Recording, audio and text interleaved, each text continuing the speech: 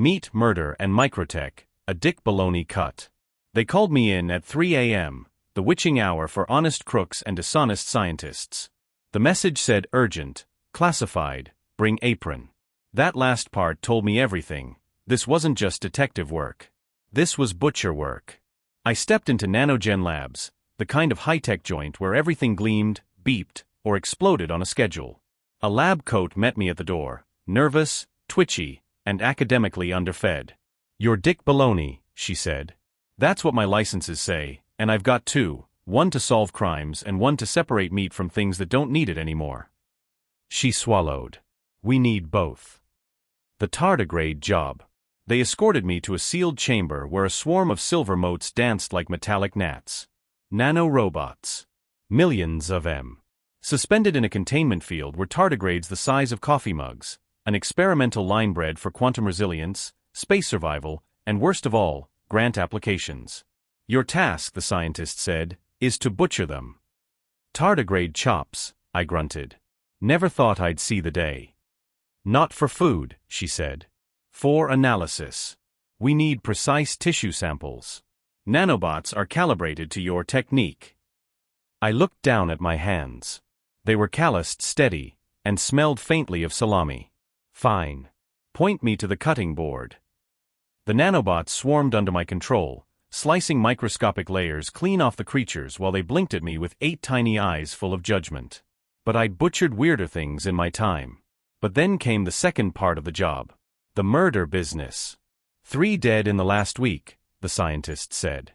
Claw marks. Bite wounds. Security footage shows nothing. We think it's some animal. I sighed. "Lady, everything in this place is an animal." But she wasn't wrong. Those were definitely claw wounds. The kind you don't get from tardigrades unless you're very, very small and extremely unlucky. I poked around the crime scenes. Air ducts shredded like deli paper, mop buckets overturned, floors smeared with something uncomfortably close to gravy.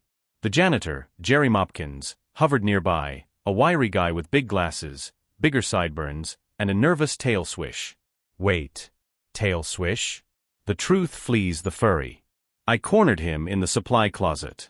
His pupils went wide. His ears twitched. And then, with a sound like a zipper offended by physics, Jerry transformed into a 6-foot-tall bipedal wolf with badge scanner lanyard still dangling around his neck. "I knew it," I barked. "The animal we're hunting ain't an animal. It's a janitor with extracurricular hobbies." He whined. "I didn't mean to. They mocked my persona in the break room. I lost control. Feral rage. You wouldn't understand. Kid, I'm a butcher. You know how often people scream at me about their identities when I'm holding a cleaver." He sank to the floor, furry ears drooping. "Are you gonna turn me in?" I thought about it. Hard. I also thought about all the paperwork.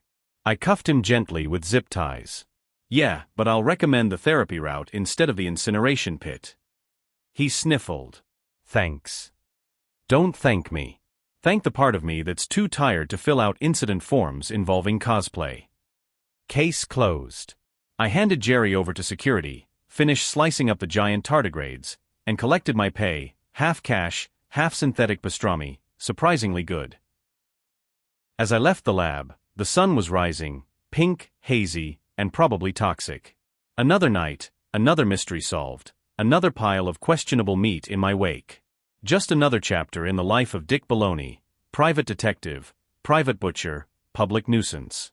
And somewhere behind me, a giant tardigrade blinked slowly, as if to say, "You're weird, Baloney." "Yeah, I know."